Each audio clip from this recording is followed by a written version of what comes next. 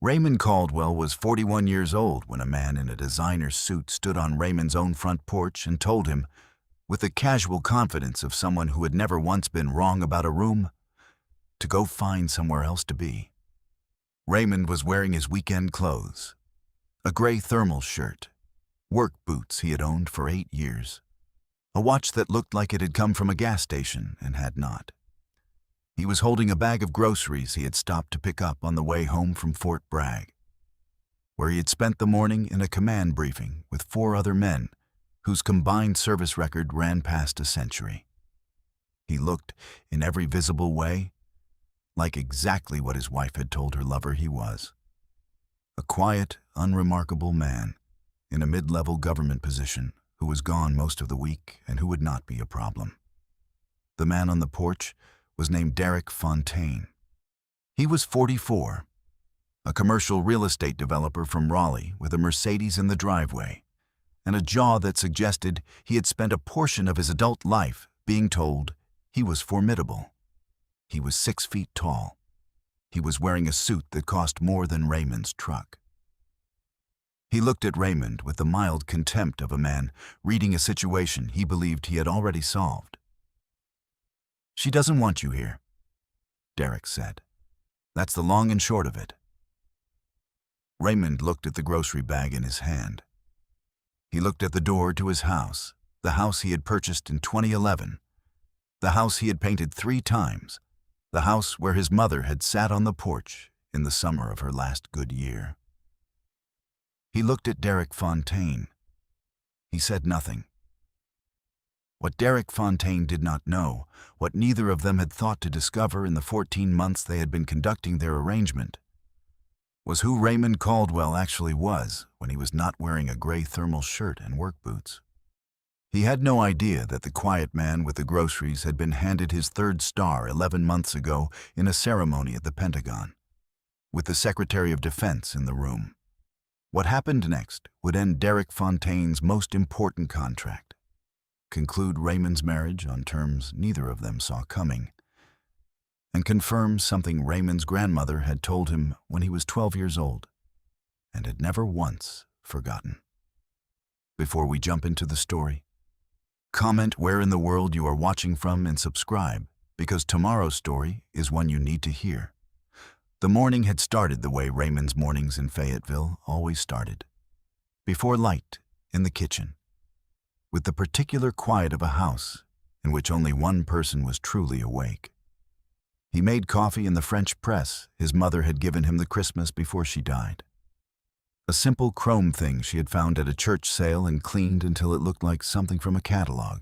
He used it every morning, not out of sentiment, out of the understanding that good tools deserved to be used. He stood at the kitchen window and watched the yard come up out of the dark. He had put in a flagstone path along the side of the house 2 summers ago, cutting and setting each stone himself over 3 weekends, working in the specific unhurried way of a man who understood that the quality of a foundation announced itself slowly, over years, in the small ways a thing either held or did not hold. His grandmother, Estelle Caldwell, had raised him in a house 4 miles from Fort Bragg, in a neighborhood where the economy ran on service and sacrifice, and the particular dignity of people who did difficult work without requiring anyone to acknowledge how difficult it was. She had told him once, when he was 12 and had come home furious after a boy at school had mocked his second-hand shoes, "Raymond, the thing a man wears on the outside is just information. The thing he carries on the inside is the truth. Make sure you're always more on the inside than you appear on the outside." She had been dead for 3 years. He thought of her most mornings. His wife Celeste was still asleep upstairs. She was a marketing director for a regional healthcare network, sharp, organized, socially fluent in the particular way of people who had learned early that presentation was currency. She had kissed him before she went to bed the previous night. The kiss had the texture of a performance. He had noticed this the way he noticed most things, without reacting, without naming it aloud. filing it alongside the other data points he had been quietly accumulating for the better part of 5 months. A phone he did not recognize charging on her nightstand the previous week. The subtle recalibration of her stories when he asked follow-up questions. A good storyteller smoothing inconsistencies in real time. An amount withdrawn from their joint account in 3 separate transactions that individually looked routine, but together formed a pattern. Raymond had been reading patterns since his first deployment. He had spent 20 years in the United States Army, moving through ranks with the consistency of a man who understood that strategy was not about speed, but about preparation, about waiting until the picture was complete before you moved on it. He had commanded battalions in 2 theaters. He had sat in rooms where the difference between a correct decision and a wrong one was measured in lives. He had learned, in those rooms, that the most dangerous thing a commander could do was react before he understood the full geometry of the situation. He was not going to make that mistake here. He poured the coffee and watched the flagstones emerge from the morning dark and said nothing to anyone. It was his friend Marcus Webb, retired Special Forces, now running a private security consultancy in Charlotte, who called him on a Tuesday, with the particular tone Raymond had learned to read in 30 years of knowing him. Not alarm, readiness. "You need to look at something," Marcus said. The discovery did not come all at once. It came the way structural damage reveals itself, one small sign, then another, then the understanding that the signs had been there for longer than you wanted to calculate. Raymond drove home from Bragg on a Thursday afternoon 3 weeks before the porch confrontation, arriving 2 hours earlier than he had told Celeste to expect him. He parked on the adjacent street, not from strategy, not yet, but because the neighbor 2 doors down was having a driveway sealed and the equipment blocked the block. He walked up the side of the house along the flagstone path he had laid himself. The Mercedes in his driveway registered before he reached the front. He stopped. He stood on the flagstone path for a moment. He did not move. He looked at the vehicle, a CLA 450, current year, Raleigh dealer plate, and he read it the way he had been trained to read a landscape, noting what was present, what was absent, what the configuration suggested about what was happening beyond the visible perimeter. Then he walked around the side of the house to the rear entrance and let himself in through the mudroom door quietly and stood in his own kitchen and listened. He heard the murmur of a conversation through the ceiling. 2 voices, Celeste's, he knew every register of it, and a man's voice with the unhurried cadence of someone conducting himself in familiar territory. Raymond's hands did not shake. His face did not change. He turned, walked back out through the mudroom, returned to his car on the adjacent street, and sat for 45 minutes reviewing everything he now understood to be true. Then he drove to a sporting goods store 6 miles away and purchased 3 items: a micro SD card, a small motion-activated recording device the size of a silver dollar, a second padlock for the external storage shed. He drove back to the house. The Mercedes was gone. Celeste was in the kitchen making dinner, and she kissed his cheek and told him she had had a long day, and he said he was sorry to hear it and set down his bag and washed his hands at the sink. He was watching. He returned to the storage shed later that night under the pretense of retrieving a socket wrench. And he opened the metal cabinet mounted to the interior wall and reviewed what was inside it. The personal documents he had kept separate from the household since 2009 on the advice of a JAG attorney who had become a friend. A copy of the deed, his service records, the trust documents, the will. All of it organized in labeled folders the way his grandmother had organized her important papers, in a fireproof box, in a place no one else thought to look. He opened his personal laptop and pulled up the login for a banking institution Celeste had never had reason to know about. He reviewed the balance of the account that received his full base pay, housing allowance, and the separate deposit that had been rooting there since his promotion. He confirmed that the balance was what it should be. Then he opened a second document on his desktop and began to build a timeline. He named the folder Assessment. Over the following 11 days, the recording device in the living room, positioned behind a bookshelf bracket he had installed years ago, produced 43 minutes of audio across 6 sessions. He listened to all of it in his car, parked in the lot of a Home Depot 7 miles from the house, with the windows up. In the recordings, he heard his name spoken with indifference. He heard Celeste describe his absences as convenient. He heard Derek Fontaine discuss Raymond's government position, which Celeste had apparently described as mid-level administrative, with the dismissive shorthand of a man who believed he understood the full picture. He heard Fontaine mention, in a conversation that appeared to be their 9th or 10th of this nature, that he had looked into Raymond Caldwell and that there was nothing there that concerned him. Raymond downloaded the audio files, encrypted them, and forwarded copies to 2 separate secure locations. He made one call to Colonel Teresa Briggs, JAG, retired, now in private family law practice in Fayetteville. "Teresa," he said, "I need to sit down with you." She told him to come Thursday morning. He said, "I'll be there." Preparation was the work. He had always known that. Teresa Briggs had the quality Raymond most valued in a counselor.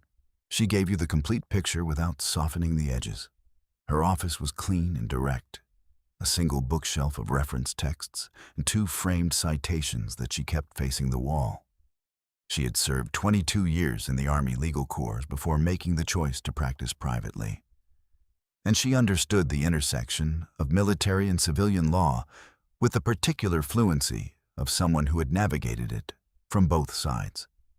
She reviewed the timeline document. She listened to 4 minutes of the audio. She studied the bank records he had pulled, the joint account, the pattern of withdrawals that had totaled $31,000 over 14 months, transferred in increments that kept each transaction just below the threshold that would have triggered automatic review. She was advised on that, Teresa said. "I know," Raymond said. "Fontaine?" "His firm has a financial structuring arm." Raymond set a printed document on the desk. "He has done this before. There are 2 prior civil matters, one settled, one dismissed, both involving allegations that he assisted partners in misrepresenting or concealing marital assets during divorce proceedings." Teresa looked at the document. "Where did you get this?" "Marcus Webb." She nodded. Marcus Webb's consultancy had access to resources that did not require explanation between people who had spent careers in the service. "What does she know about your actual position?" Teresa asked. "She knows I'm in the Army. She knows Fort Bragg. She has never attended a single official function by her own consistent preference over 8 years. I didn't push it." He paused. "She knows the salary of a colonel." Teresa looked at him for a moment. "She doesn't know about the promotion." "I received the 3rd star 11 months ago," Raymond said. "I have not discussed it at home." Teresa was quiet for a long breath. Then she said, "She is attempting to claim $31,000 in a marriage to a 3-star general whose full financial and service profile she does not know, using a man with 2 prior civil fraud-adjacent matters to structure the approach." She folded her hands on the desk. "Raymond, she has walked into this with a flashlight in a room that you have been mapping in the dark for 20 years. He said nothing. "Give me 10 days, Teresa said. "Don't change anything at home. Don't confront him. Don't confront her. Just continue." He drove home and made dinner. The following weekend was when he pulled into his own driveway with the bag of groceries and found Derek Fontaine on his porch. Fontaine had delivered his assessment. "She doesn't want you here. That's the long and short of it," with the assurance of a man who did not know he was reading a map that had already been redrawn. Raymond set the grocery bag down on the porch step with the care of a man setting down something he intended to pick up again. He looked at Fontaine without expression. He looked at him the way a general looks at a situation that has resolved itself by revealing its own weakness. "Go inside, Derek," he said. He had not raised his voice. He would not raise it. "Tell her I'll be in a moment." Something in the quiet of it, the absolute absence of alarm in Raymond's voice, the stillness of a man who had spent decades in rooms where being afraid was a luxury no one could afford, made Fontaine's certainty flicker for just a moment. Just one moment. Then he reset his jaw and went inside. Raymond stood on the porch alone for 30 seconds. He looked at the yard. He looked at the flagstone path. Then he picked up his groceries and followed.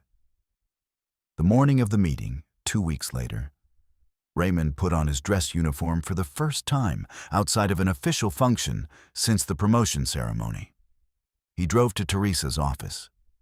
He walked in through the building lobby and took the elevator to the 4th floor and walked down the corridor in the silence that follows a man when he is in that uniform.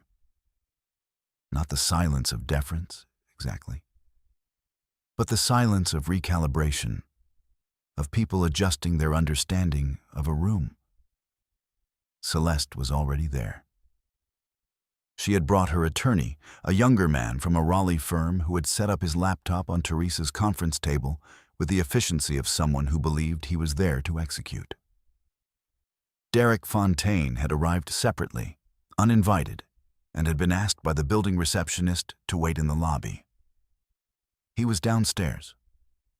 Celeste looked at Raymond when he walked in, and the color of her expression changed in the way color changes when light shifts. He sat across from her and said nothing. Teresa placed the first document in the center of the table. "I want to begin with the financial forensics." She addressed Celeste's attorney without preliminary. "Your client has claimed in her initial filing that the $31,000 transferred from the joint account over the past 14 months represents her separate contributions to marital property. I have here 14 months of transfer records with corresponding dates correlated against phone records establishing your client's contact with Derek Fontaine on the day of or the day prior to each transfer." She slid the document across. The pattern is not ambiguous. Celeste's attorney began to speak. Teresa set down a second document. "I also want to address your client's characterization of Major Caldwell's," she paused deliberately, "of Lieutenant General Caldwell's service record and compensation profile in the preliminary filing." The attorney stopped speaking. Celeste looked at the document and then at Raymond. He watched her understand it. He watched the number of stars on the letterhead register in her face and move through it like a current, finding its ground.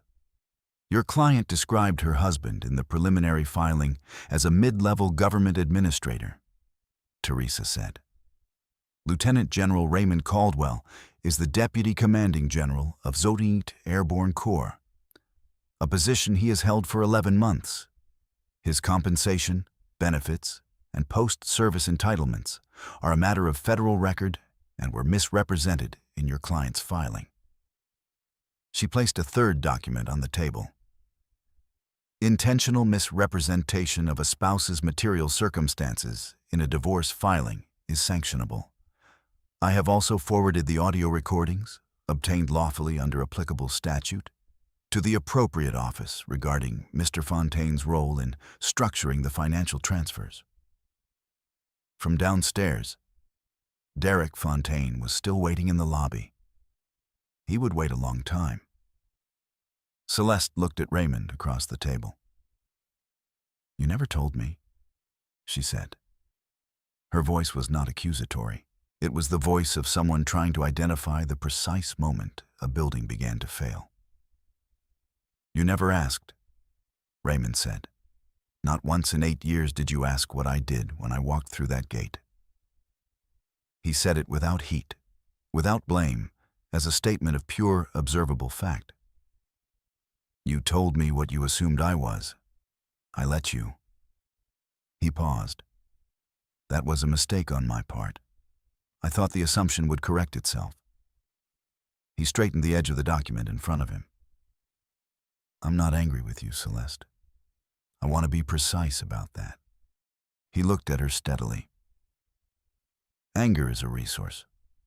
I stopped spending resources on this a long time ago." Celeste's attorney had not typed a single word on his laptop since Teresa placed the second document on the table. Raymond stood.